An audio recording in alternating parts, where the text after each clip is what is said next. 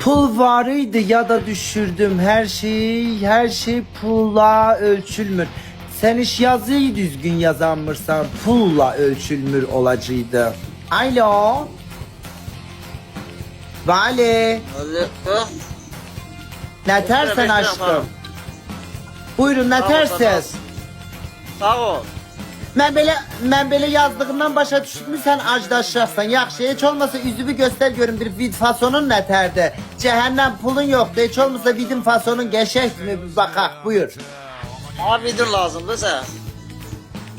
Yazıp sen orada pulum yok acdaşlarım değilsen hiç olmasa bir vidine fasonuna bakak buyur.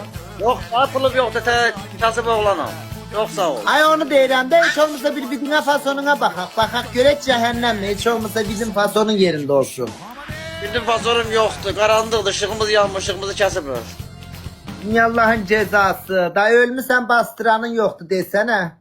Aile. Susma gönlüm sen söyle. Az bu arada hediye atanlar